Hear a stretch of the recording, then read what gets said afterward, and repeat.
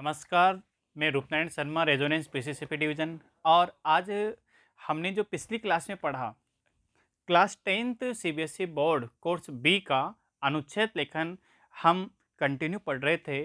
और हमने उसके बारे में कि अनुच्छेद होते क्या हैं, लिखते कैसे हैं, और उसको लिखते समय किन किन बातों को हमें सावधानी पूर्वक निभाना होता है, उसके नियम क्या है, इसके बारे में पिछली क्लास में हम अध्ययन कर चुके थे। और हम उसके कुछ एक दो उदाहरण पिछली क्लास में ले चुके थे। और भी हम देखें प्रैक्टिस के रूप में कि और किस तरह के प्रश्न पूछे जाते हैं और उनको कैसे हम हल करते हैं। तो अब हमने यहाँ पे लिया, देखो आप, भ्रष्टाचार निवारण के लिए एक अनुच्छेद तैयार कराना है। किस पे? भ्रष्टाचार। अब इसमें संकेत बिंदु भी दिए गए हैं। आपको क्या दिए हैं कि भ्रष्टाचार और सुदृढ़ न्याय व्यवस्था, कि भ्रष्टाचार क्या है और हमारी न्याय व्यवस्था क्या है। दूसरा है कि तुरंत निरीक्षण और तत्क्षण यानी उसी समय निर्णय पर अमल की नीति, यानी जो भ्रष्टाचार फैलाता है उसके प्रति हमारी सरकार का तुरंत रवैया क्या है। और आपकी लगातार जांच, दोषी को सार्वजनिक सार्वजनिक ये इसमें लगेगी मात्रा, ये इसी में हट जाएगी, सार्वजनिक दंड क्या प्रावधान है। तो अब इसमें लिखा क्या है कि भ्रष्टाचार निवारण के लिए हमारी न्याय व्यवस्था और दंड नीति का निष्पक्ष निष्पक्ष कोई भी हो, किसी भी पद पे हो, उसको हटाने का प्रावधान।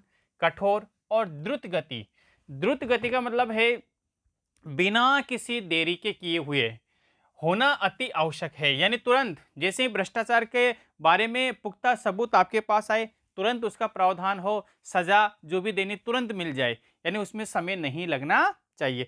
इसका मतलब हमारे हमारे संविधान में, हमारे न्याय व्यवस्था में लचीलापन है। जहां पर भी भ्रष्टाचार की बात हो, उस न्याय प्रणाली को क्या करना चाहिए, उस लचीलेपन को हटाकर तुरंत उसको क्या दे, पनिशमेंट मिलना चाहिए। न्याय अथवा दंड में विलंब होने से जहां दुराचारी का दुस्साहस बढ़ जाता है। भाई समस्या क्या है? भ्रष्टाचार, रिश्वत लिए, भ्रष्टाचार फैलाया। यदि आप उसको तुरंत सजा नहीं दोगे तो वह कहीं ना कहीं से अपने झूठ को सच में, सच को झूठ में बदल करके वह क्या करता है, वह अपने आप को अच्छा साबित कर देता है, निर्दोष साबित कर देता है, जिससे उसका जो दुस्साहस है वह कई गुना बढ़ जाता है। फिर वह बड़े बड़े क्या करता है, बड़ा बड़ा भ्रष्टाचार करता है। वही कर्तव्यनिष्ठ ईमानदार व्यक्ति का आचरण भी दूषित होने लगता है। जब एक कार्यालय में एक तो भ्रष्टाचार कर रहा है, एक ईमानदारी, अब उसको पकड़ भी लिया गया लेकिन उसको पनिशमेंट नहीं मिला, तो दूसरा व्यक्ति जो ईमानदारी पूर्ण काम कर रहा है, वो क्या प्रेरणा ले रहा है कि यार इससे, मेरे से तो ये अच्छा है, इसका मतलब मैं भी भ्रष्टाचार करूं। तुरंत निरीक्षण और उसी क्षण निर्णय पर अमल की नीति अपनाकर इसका उन्मूलन किया जाना चाहिए। क्या करना चाहिए? इस नीति को अपनाया जाए और उसका उन्मूलन भी करें। आगे चलते हैं। भ्रष्टाचार उन्मूलन का एक अन्य उपाय यह भी किया जाना चाहिए कि हर छोटे बड़ा कर्मचारी अपना पद संभालने से पहले अपनी संपत्ति की घोषणा कर दे, भाई उसके पास कितनी संपत्ति है। अब सरकार की नज़र में रहे कि भाई इसके पास इतनी संपत्ति है। यदि वो भ्रष्टाचार करता है तो सरकार को ये पता रहेगा कि तेरे पास इतनी संपत्ति आई तो कहाँ से आई, इसका सबूत मांगे तो उसकी चोरी पकड़ में आएगी। और हर छोटा बड़ा कर्मचारी पद संभाले और संपत्ति की घोषणा कर दे, समय समय पर उसकी आय की जांच की जानी चाहिए ताकि पता चल सके कि उसकी आय अनुचित साधनों से तो नहीं बढ़ रही है। दोषी व्यक्ति को सार्वजनिक रूप से दंडित किया जाए, जिससे भ्रष्टाचार को कम किया जा सके या कम करने में सहायता क्या होगी, मिलेगी। तो आप इस तरह से भ्रष्टाचार को रोक सकते हैं। पहला, अब इसमें क्या चीज ध्यान रखनी है, देखो इसमें संकेत बिंदु में कितने पॉइंट दिए? 3। इन तीनों पॉइंट के क्या बना लीजिए आप, इनके क्वेश्चन बना लीजिए। यदि आपने क्वेश्चन बनाया और आपने उन क्वेश्चनों का आंसर दिया। ये मन का विषय है, इसमें नहीं देना। मन में क्या करो, आप इसके क्वेश्चन बनाओ और उस क्वेश्चन के आंसर को आप इसमें लिख दो, तो आपका 100% अनुच्छेद क्या होगा, सही माना जाएगा। ऐसे ही इसमें लिया है साहब, दूसरे नंबर का भी देख लीजिए आप। ये दूसरे नंबर का लिया, क्या है, युवा वर्ग और वर्तमान शिक्षा पद्धति। अब इसमें संकेत बिंदु क्या दिए हैं कि युवा वर्ग का मस्तिष्क, भाई आज की जनरेशन की जो सोच है वो क्या है, सही शिक्षा या उचित मार्गदर्शन का महत्व। यदि बच्चे को सही शिक्षा मिलती है, उससे उसके चरित्र का निर्माण होता है और किसी न किसी का उचित मार्गदर्शन मिलता है। मार्गदर्शन सबसे ज़्यादा किसका मिलता है, मम्मी पापा का, गुरुजनों का, छोटे भाई बड़े भाई बहनों का और अपने आदर्श पुरुषों का मार्गदर्शन मिलता है। और वर्तमान शिक्षा पद्धति से अपेक्षा, आप वर्तमान शिक्षा पद्धति से क्या अपेक्षाएं करते हैं, क्या चाहते हैं आप। तो देखिए, युवा वर्ग का मस्तिष्क नई नई बातों की ओर ज़्यादा तेजी से दौड़ता है, बिल्कुल दौड़ता है। भाई इसमें कुछ कर गुजरने की क्षमता होती है, किसमें, किशोर अवस्था में।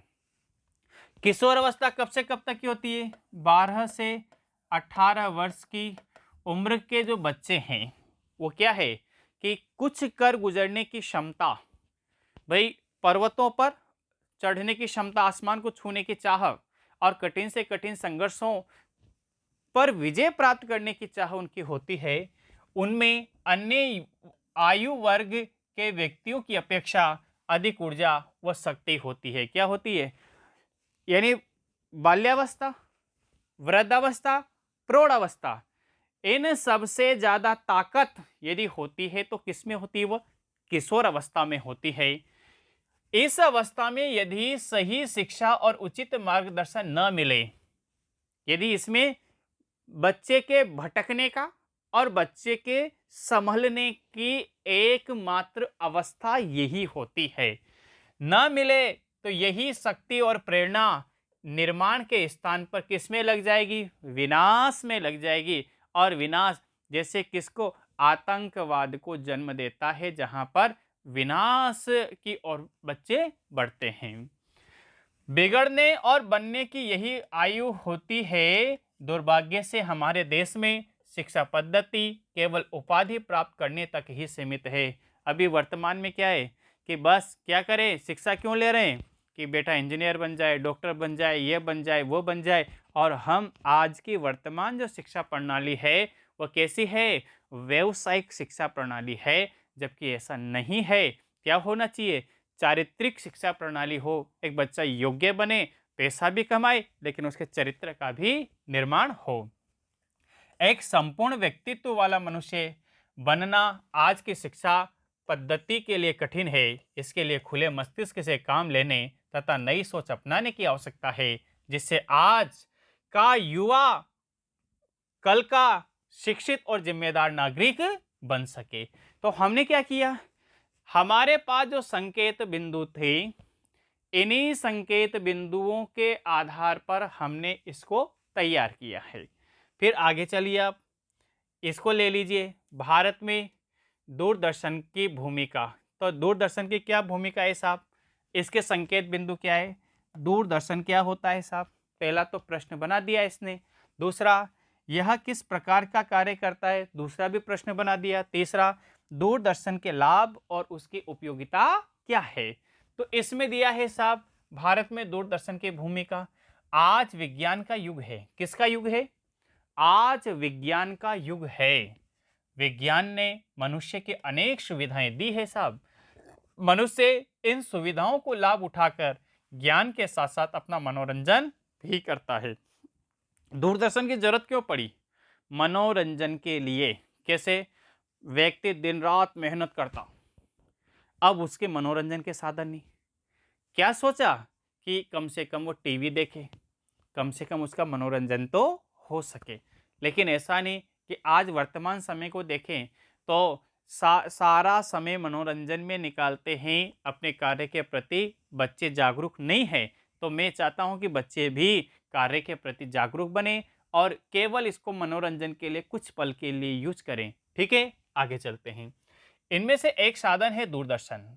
इसे अंग्रेजी में टेलीविजन कहते हैं साहब। दूरदर्शन का अर्थ क्या है? दूर यानी दूर की वस्तुओं को देखना, बिल्कुल देखना। अमेरिका में क्या हो रहा है, घर बैठे देख रहे हो। भारत में कौन सी घटना घटित हो रही है, घर बैठे देख रहे हो। रामायण क्या प्रसंग चल रहा है, घर बैठे देखते हो। महाभारत में क्या चल रहा है, घर बैठे देखते हो। नाटक देखते हो। तो दूरदर्शन के द्वारा बोलने वाले के चेहरे तथा उसके हाव भाव से स्पष्ट रूप से दिखाई देते हैं। दूरदर्शन का आविष्कार कहाँ पर? अरे इंग्लैंड में जॉन एल बेयर्ड ने किया था।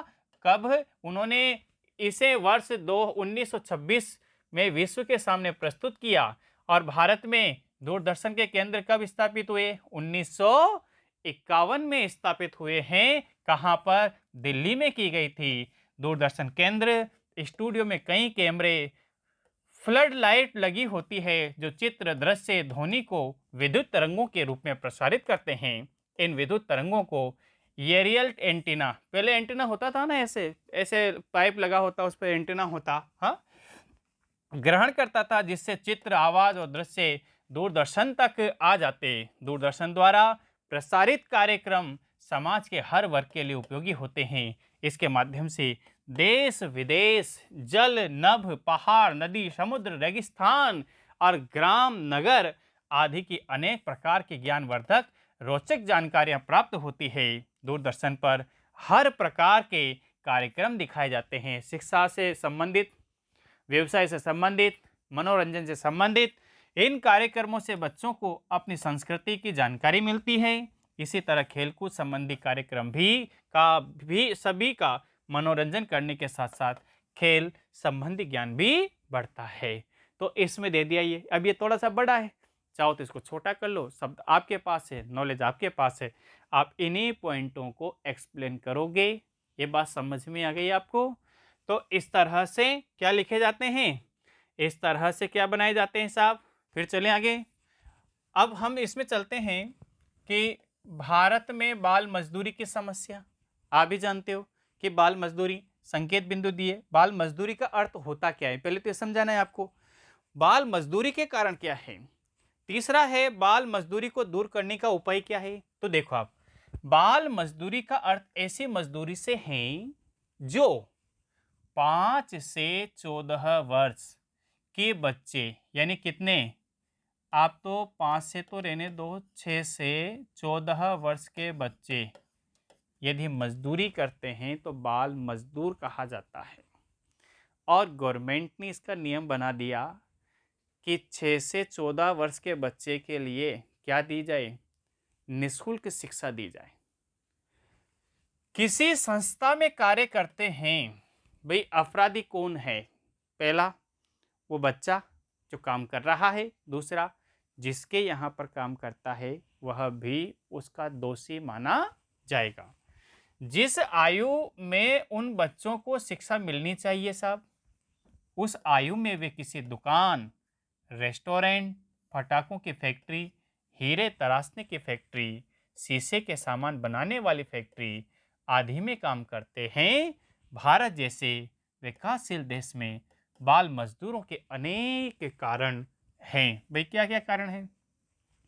ऐसी कौन सी नौबत आ पड़ी कि उसको मजदूरी करना उसको एक उसके लिए सबसे बड़ी चुनौती हो गई। देखो आप, पहली, अशिक्षित व्यक्ति शिक्षा के महत्व को न समझ पाने के कारण, पहली बात, वह शिक्षा के महत्व को नहीं समझता है, अपने बच्चों को मजदूरी करने के लिए भेज देते हैं।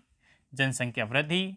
बाल मजदूरी का दूसरा कारण सबसे बड़ी, एक ही पिता के 10-10 संतान, रोजगार के संसाधन कम, कैसे खर्चा चलाए, वो क्या करता है, उसको भेज देता है। और निर्धन परिवार के सदस्य पेट भरने के लिए छोटे छोटे सदस्यों को काम पर, ये सही करना भाई, इसको काम पर भेज देते हैं। भारत में बाल मजदूरी को गंभीरता से नहीं लिए जाने के कारण इसे प्रोत्साहित मिलता है। यानी भाई बाल मजदूरी, यदि कानून तो बना है लेकिन उस कानून का पालन कोई नहीं कर रहा है, यदि कठोरता से उसका पालन किया जाए, नियम सख्त कर दिए जाएं, तो इस भारत से बाल मजदूरी बिल्कुल जीरो पे आ सकती है। फिर आगे देखिए, देश के कार्य कर रही सरकारी, गैर सरकारी और निजी संस्थाओं में बाल मजदूरी को गंभीरता से नहीं लिए जाने के कारण इसे प्रोत्साहन मिलता है। देश में कार्य कर रही सरकारी, गैर सरकारी, निजी संस्था, ये 2 बार आ गई भाई, यहाँ से पढ़े। बाल मजदूरी की समस्या का समाधान करने के लिए अब यहाँ से इन्होंने ये दे दिया है तीसरा पॉइंट कि बाल मजदूरी की समस्या का समाधान करने के लिए सरकार क्या बनानी चाहिए, कड़े कानून बना सकती है। ये कड़े कानून बना सकती है। समाज के निर्धन वर्ग को शिक्षा प्रदान करके बाल मजदूरी की समस्या का समाधान करने के लिए सरकार कड़े कानून बना सकती है। फिर आगे ये भी 2 बार आ गई, समाज के निर्धन वर्ग को शिक्षा प्रदान करने के लिए मजदूरी को प्रतिबंधित किया जा सकता है। जनसंख्या वृद्धि पर नियंत्रण पाकर बाल मजदूरी पर भी नियंत्रण किया जा सकता है। ऐसी संस्थाओं को प्रोत्साहन दिया जाना चाहिए जो बाल मजदूर पर विरोध करती है या बाल मजदूर करने वाले बच्चे के लिए शिक्षा से जुड़े कार्यक्रम चलाती है। तो हमने देखो बाल मजदूरी वाला लिया, अब और ले लें, एक ये लीजिए, इस तरह के नए हैं, देखो आप कि मन के हारे हार है, मन के जीते जीत, इसको लें।